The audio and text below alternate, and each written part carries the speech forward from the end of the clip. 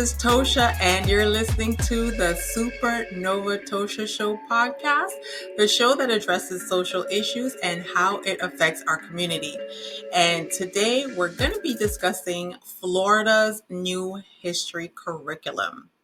So I'm not sure how many of you are familiar if you're not in the state of Florida. I don't know if you're following Florida news, but this affects us in in the schools. It affects our children, the way they're going to learn about African American history, and children grow into adults, and as adults you tend to move around, so eventually this is going to affect our future. So there have been discussions regarding changes in the history curriculum for middle school students in the state of Florida. And it is important to note that these changes were not initiated by Governor Ron DeSantis, but rather by the Florida Department of Education. The new guidelines will include teaching that slavery provided personal benefits for Black individuals due to the development of job skills. Additionally, high school students will learn about instances of violences perpetrated against Black communities during white supremacist massacres, such as the Rosewood incident. Well, not incident, but the Rosewood Massacre in 1923, where a white mob destroyed a Black town and caused the loss of many lives, with Black people being the perpetrators of violence during such massacres. That is false. It is worth mentioning that the curriculum changes are being implemented in a state where approximately 64%, that is 64% of the student population is Black. There is so much controversy surrounding the language used in Florida's educational standards regarding the benefits of slavery for enslaved people. The benchmark clarification suggests that the instructions should include the idea that slaves develop skills, which in some cases could be applied for their personal benefits. However, multiple experts on Black history and racism in the United States have expressed concerns about the misleading nature of this language. In fact, enslaved people did not possess any special skills that benefited them after their enslavement. And for the majority, the skills were limited to tasks like picking cotton, and being forced into slavery prevented them from even realizing their full potential. There was no upside to slavery for the enslaved, and it was a great injustice inflicted upon humanity. The current standards in question lack comprehensive discussion regarding the systemic racial issues that led to the enslavement of individuals. And while there is some attention given to the actions of white individuals who opposed slavery, such as their involvement in the Underground Railroad and support for Reconstruction policies, the standards fail to adequately address the broader context and impact of systemic racism. Additionally, the inclusion of information about skills learned by slaves for their personal benefit without proper historical context has been questioned by historians who specialize in the study of slavery. Furthermore, the standards do not, and I repeat, the standards do not sufficiently address groups such as the Ku Klux Klan, who oppose the idea of American equality. The modifications to the history curriculum were implemented following the enactment of Governor DeSantis, that's the governor of Florida, Governor DeSantis' Stop Woke Law by the Florida legislature. So the Stop Woke Law, that law aims to safeguard students and workers from experiencing discrimination based on race, color, sex, or national origin. While Governor DeSantis has supported new guidelines, he also attempted to distance himself from them. See, basically because he's getting a lot of backlash. Anyways, during a recent press conference in Salt Lake City, when confronted with the wording of one of the benchmarks, DeSantis stated that he was not directly involved in its creation. So there he goes, backtracking. That may be true. However, DeSantis is fully supporting this new curriculum. So I would say let's go ahead and dive a little deeper to the Stop Woke Act. Now, the Stop Woke Act has Florida has recently passed a law known as the Stop Woke Act, which places restrictions on topics that employers can discuss during diversity training in the workplace. This law, also referred to as the Florida House Bill 7, Senate 148, HB 7, aligns with Governor DeSantis' agenda of prohibiting corporations training and school lessons that make individuals uncomfortable regarding the actions of their ancestors. The law prohibits employers with 15 or more employees from subjecting their employees to diversity training that causes discomfort by discussing certain defined concepts. Now, these concepts are related to attributing responsibility for past actions to individuals based upon their race, based upon their color, their sex, based upon their national origin. The law broadens the definition of discrimination under the Florida Civil Rights Act to include making someone uncomfortable over their historical events involving their if they share the race, the color, the gender, or the nationality of their ancestors that enslaved people. So, as a result, employers are no longer allowed to make participation in such diversity training mandatory for employees. However, employers can still offer these trainings on a voluntary basis. It's important to note that the law aims to control the content of the training rather than individuals' feelings about a particular topic. So while the bill has generated divisive decisions, the specific provisions can be found in HB 7 of the Florida Civil Rights Act. The history curriculum has been changed due to discussions about race. It must be taught in an objective manner in an objective manner and should not be used to indoctrinate or persuade students to a particular point of view, as well as students should not feel guilty for actions taken in the past by people who share the same race. Um, so this guilty feeling that some people, this guilty feeling, some people should own it. Those who continue um, to be racist and they commit hate crimes, they should definitely feel guilty because they're continuing to do something that is oppressive and against the law. I think the term that is being mislabeled for the term that's being mislabeled, they're saying guilt, but it's not guilt. It's called empathy. So when you feel empathetic towards someone, is there's a difference between empathetic and being and feeling guilty. So empathy is the ability to understand and share the feelings of others. It is a positive trait that allows individuals to connect and support one another.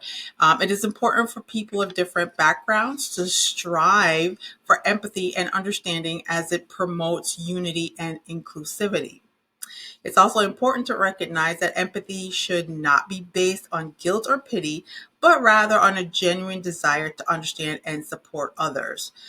Building empathy requires recognizing and appreciating the experiences and struggles of individuals from different backgrounds. It is a continuous learning process for everyone involved. And there are many individuals of goodwill, regardless of their race. They can experience empathy towards individuals from different racial backgrounds. Empathy, in contrast to guilt or pity, involves understanding and relating to someone's situation by imagining oneself in their shoes. It is important to note that empathy should not be accompanied by shame unless one has personally engaged in shameful behavior. It is encouraged for individuals to acknowledge and appreciate their empathy towards the struggles of others as it reflects their character and aligns with the values advocated by many of who fought to end slavery and to also to end discrimination. So with this, I want to show you a video. It's maybe about 4 or 5 minutes long. Um, it, it's about slavery, but I just want you to know that it doesn't even touch slavery. This is kind of just like the middle passage and how things got started. And you let me know if there's anything beneficial in this video. So go ahead and take a look at the video and comment below and let me know what you think. 66. 12.5 million Africans were taken from their homeland and forcibly transported across the Atlantic, a journey that approximately 2 million of them would not survive. By the turn of the 18th century, European merchants were building vessels capable of transporting hundreds of enslaved people per journey. These ships had extra portholes for ventilation, weapons mounted on deck in case of rebellion, and additional compartments added below deck to take on more human cargo. Before boarding the ships at African port cities, enslaved people were stripped of their clothing and remaining possessions and had their heads forcibly shaved. During boarding, which could take weeks or even months, enslaved people lived on the deck of the ship in a temporary wooden house constructed by the crew. The crew also installed netting around the deck of the ship, designed to catch those enslaved who might opt for death over forced servitude. Once moved below deck, enslaved people would find themselves stuffed into compartments with ceilings as low as 4.5 feet, where they would spend most of their voyage. They were segregated by gender and age. Adult men were kept separately and shackled in pairs. Women usually left unchained in their designated compartment, and children often free to move about the ship.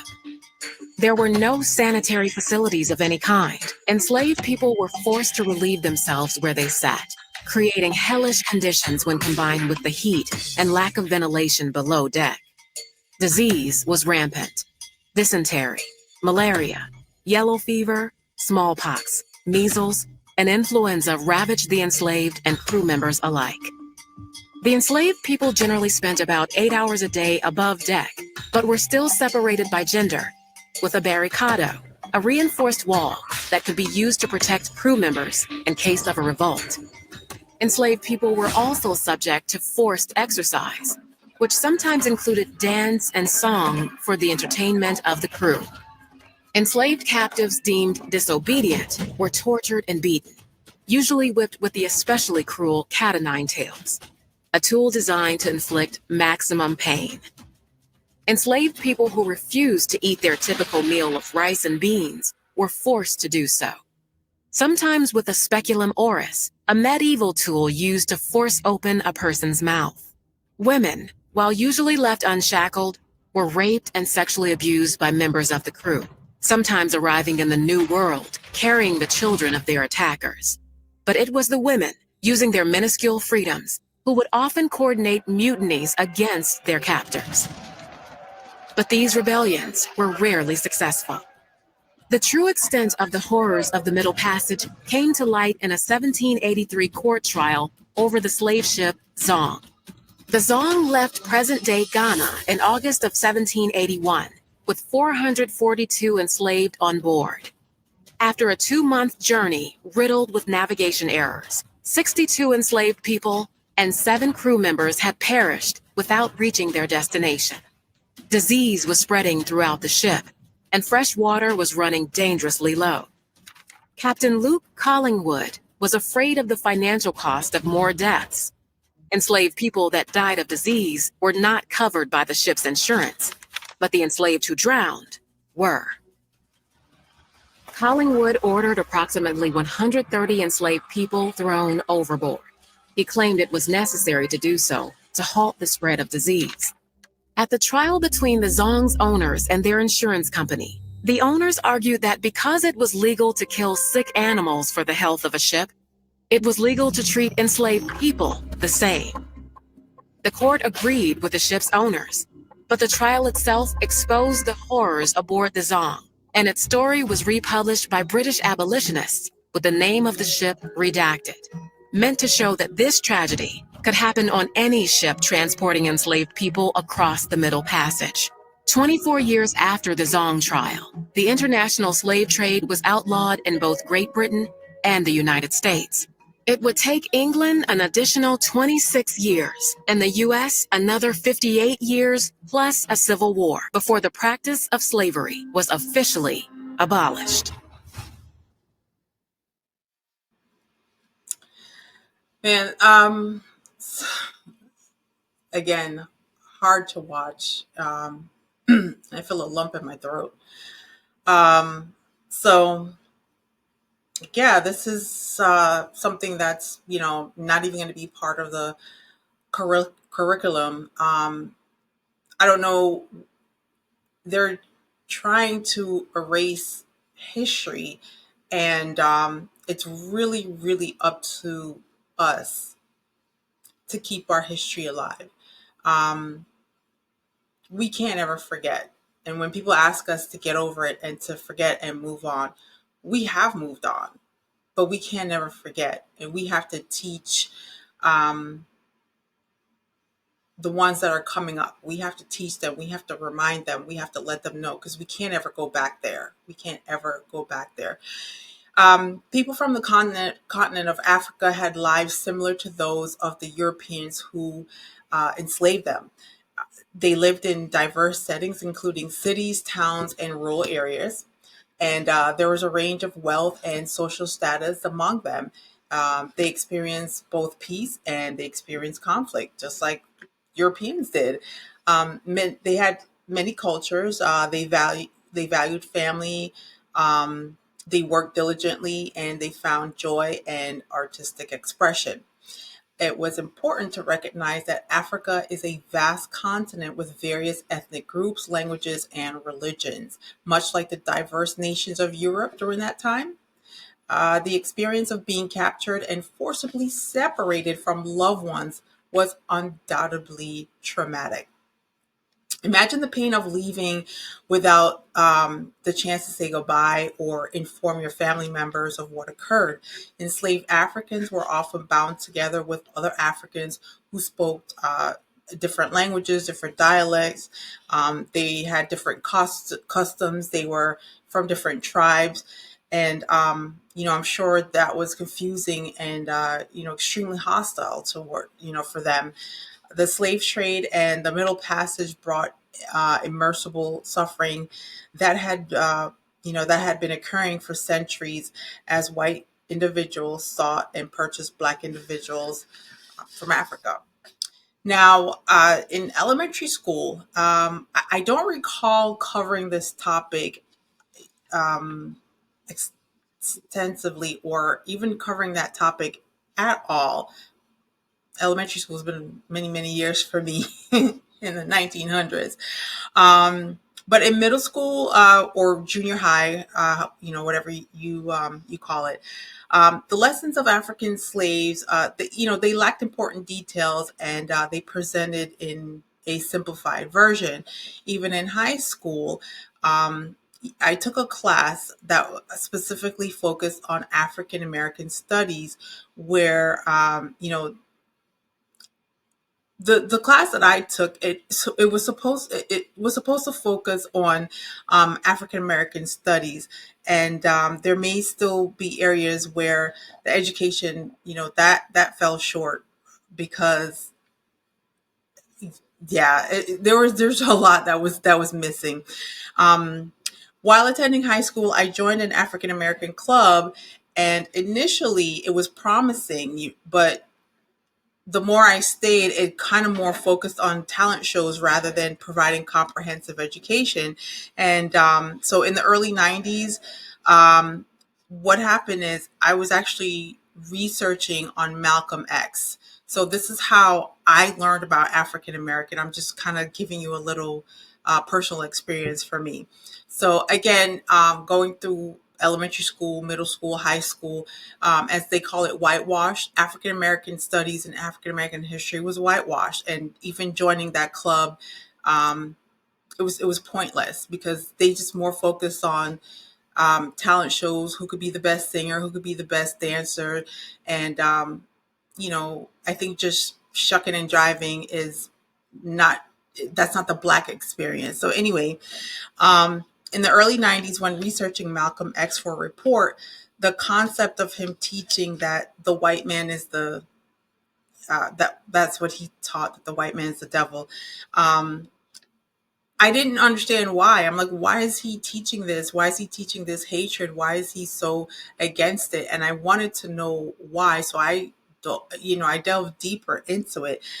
It was intriguing to me. So um, it was difficult to understand the hatred between blacks and whites. And the reason why it was difficult for me is I'm an immigrant, so I was born in Jamaica, and then I immigrated to the United States very young. And the few years that I remember, I was a small child in Jamaica, but the few years I remember, um, I had a neighbor to the right. They were Caucasian, but I didn't know that they were Caucasian because we didn't call people white people in Jamaica. We didn't call them black people. They were just my neighbors. They had blonde hair, blue eyes, but they were Jamaican. And the neighbors to the left of me, um, they were mixed with something because you can tell that they were a mixture. But again, they were just Jamaicans. We were Jamaican, and then there was us, me and my family, and everybody just gelled together, and we were Jamaicans. We weren't separated. We weren't called white Jamaicans, black Jamaicans. We were just Jamaicans. So it was not until I moved to United States where I got that culture shock and realized that, oh, okay, so that person's Caucasian and I'm black, and okay, so um, I went to school and I just blended in with everyone. But um, yeah, so I really didn't understand until this was like high school, and I'm getting ready to leave high school. And so I started doing the report on Malcolm X, and just to gain a better understanding, I turned to books on slavery, and there was a big Back to Africa movement in the 90s. It was reflected in the music, it was reflected in spoken word, it was reflected in the clothing. Like that was the movement in the early 90s. Everybody was on this Back to Africa movement, and the images the media shared of Africa, such as starving orphans, apartheid, and militant terrorist groups wreaking havoc. It left me questioning, why would anyone want to go back to Africa? But again, I was I was I was a teenager, and still not having a full understanding, and of course the education system failing me. So I decided to research on my own. So continuing my research, I delved into the various topics and I read extensively.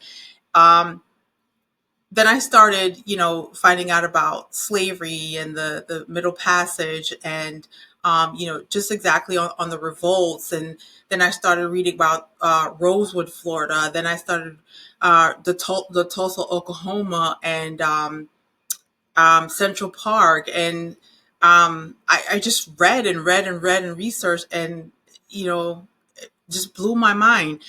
And then prior to that. I had read the book Color Purple, um, and I was like, okay, this is a really awesome book. And then when they came out with the movie, uh, the movie was so visually inspiring for me, particularly the scenes that had Africa. So it wasn't until the Color Purple, the movie, came out where Celie, the character Celie, her children were adopted and being raised in Africa. And there's a certain part in the movie where it cuts to Africa. And by the way, I know Color Purple word by word. Like I can go and I can be in the play. I could really, I love that movie. But I mean, really at this point, um, I was actually seeing Africa and I became obsessed. So I watched it over and over the years. I think Color Purple must be about 20, 30 years old, and I'll still watch it until this day. And my favorite parts of Color Purple are all the scenes shot in Africa. Additionally, a video from my cousin showcasing her summer in Tanzania captivated me, further fueling my fascination with the entire continent.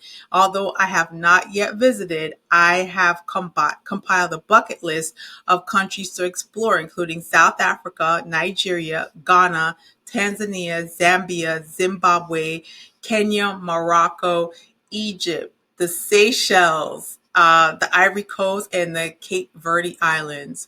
And I want to show you a video, because when someone to me mentions Africa, Mama Africa, the continent of Africa, this is where my mind goes. So I no longer see, starving orphans with the bloated stomachs and the flies all over them. And, I don't see apartheid. I don't see all of that. I just, in my mind, when I hear Africa, this is what I imagine. Go ahead and play that video. First one on the list is Zanzibar Island in Tanzania. It is one of Lonely Planet's best value destinations and best places to visit if you're on a budget.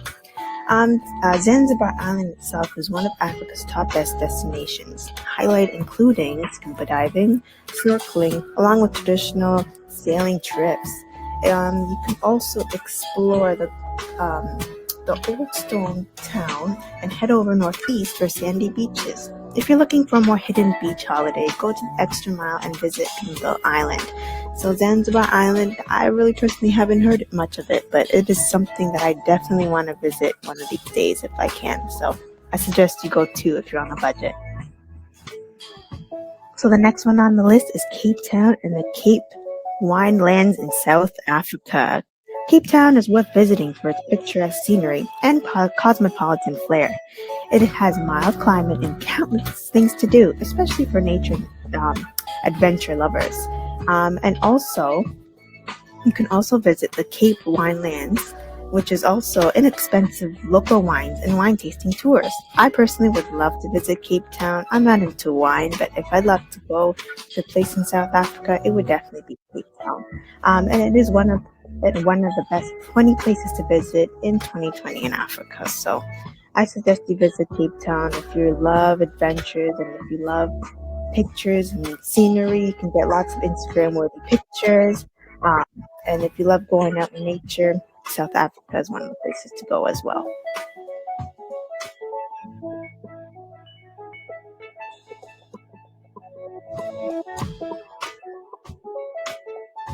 If you're looking for Africa's best beach destination, this one's for you. Malindi, Kenya is places to be in 2020, according to Airbnb's 20 destinations for 2020. The seaside village is trending because it's pretty beaches and natural heritage. It also has an interesting local culture, a fusion of African, Arabic, and European influences. Add fresh seafood, lovely scenery, and good diving. Rwanda is on demand. I've never heard of this place before, but this is something I would love to visit. I love diving, because apparently you can do diving, and what's the city called? Watamu Beach, I think it's called, is less visited and worth considering for diving. So if you're interested in going to a beautiful beach destination, Malindi, Kenya is the place to go. The next one on the list, and I really hope I don't botch this word, it's called the Kalahari Desert. Ooh, I really hope I said that right. It is a large semi-arid sandy savanna in southern Africa extending for 900,000 square kilometers, covering much of Botswana, parts of Namibia, and regions of South Africa. So to see the stars and spend your night in one of the darkest places on Earth, one of the greatest pulls of the semi-desert region is the absence of man-made stuff. And to me, that is something I would love to go visit, because I just love that getaway and that refreshing feel of just being away from society and just being with nature and with Earth for a few hours would be an amazing feeling. I've never really heard of this desert before, so apparently it is one of those places you could visit on a budget, especially because it's a desert. You're not going to be spending too much on a desert. You're just going to be in nature, and looking at the beautiful stars and spending your nights there at night would be an amazing feeling. So I would definitely want to visit this place as well. And last but not least is Giraffe Manor in Nairobi, Kenya. Giraffe Manor is built in 1932. Giraffe Manor is the oldest of the Safari Collection's property and was modeled on a Scottish hunting lounge. The elegant, long-legged giraffes have roamed its lawns since the 1970s. So it's basically an area hotel. You can spend the night there, a few nights there, and feed the giraffes in the morning and kind of be living with the giraffes in a sense. And I saw this and I absolutely loved this because I just thought it was so cute to just be feeding the giraffes and be living with the giraffes and having that time spent with nature. It just looked like something I would want to do, and that is something I'm putting on my bucket list as soon as possible. But I had to put this on the list because I've seen it around a few times, but it's not something that comes up all the time. So I felt like this needs to be on the list and kind of be, more talked about, I guess you could say. So if you're ever going to Nairobi, Kenya, try and visit Giraffe Manor and try and visit a few giraffes while you're there for me. But thank you guys for watching this video. If you guys enjoyed this list, make sure you give it a big thumbs up. Comment down below other things I should do. Make sure you share this video and please subscribe to my channel if you haven't already. Until next time, bye! Oh, I could watch that over and over. So when someone mentions the word Africa, Africa, oh my goodness, this is what I picture when I hear Africa, when I hear about Mama Africa, when I hear about the motherland. This is what I picture in my mind. So I can't wait. Giraffe Manor looks just exquisite. Like I would just sit there and have breakfast and feed the giraffes. They look so gentle and they look so graceful and I don't know, just tall and chic. Kind of reminds me of myself. So I hope this is what you think too. Yeah, on my bucket list, definitely on my bucket list. So I just want to stress that it is very, very important to acknowledge that slavery did not benefit Africans. These videos that I showed you, these are some of the some of the these are some of the things that Africans missed out on, and this is how they were living. I mean, we were royals, and we taught Europeans uh, government and economics, and so um, Africans already were educated and had their own skills before they were kidnapped and brought to the Americas, the islands, Portuguese, wherever. Picking cotton is not a skill. So I don't know what is the end goal with this curriculum change, but it's nonsensical. I don't understand. I don't get it. But anyways, um, again, it is important to acknowledge that slavery did not benefit Africans as they had thriving societies with complex political structures, art, learning, and technological advancements. Africans excelled in medicine, mathematics, and astronomy. They produced luxury items in bronze, ivory, gold, and terracotta for local use and for trade. West Africans had a long history of trade with Europeans through merchants in Africa, with the Portuguese being the first to sail down the West African coast in the 15th century. Subsequently, the Dutch, British, French, and Scandinavians also engaged in trade, primarily seeking precious items such as gold, ivory, spices, particularly pepper. So this wasn't an attempt for white guilt. This was to show the aftermath of slavery that black people for centuries we so the aftermath of slavery, right?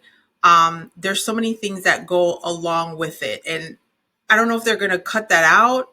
I mean, this whole curriculum is so puzzling to me. Are we going to know about Trayvon Martin? Are we going to know about George Floyd? Are they going to take Malcolm X out of it? Are they going to take away Dr. Martin Luther King? I just think the whole thing is so nonsensical. I don't understand, but these conversations, we need to have these conversations, and so that we can purge our cynicism, we can purge our hate, we can purge the divisive actions and narratives, so that we can come together and realize how great love can be and how great we can be if we are united. The new curriculum, it's absurd and it's false. It's going to be spreading false information, and I don't like it. So our governor supporting this is disappointing, and it's hurtful. So those are my final thoughts. To the loyal family, the Supernova Tosha Show podcast can be heard on these apps such as Spotify, Pandora, and TuneIn. Yeah, you can also pick us up on the iHeartRadio. If you have a newer device, you can also get it on Google Podcasts.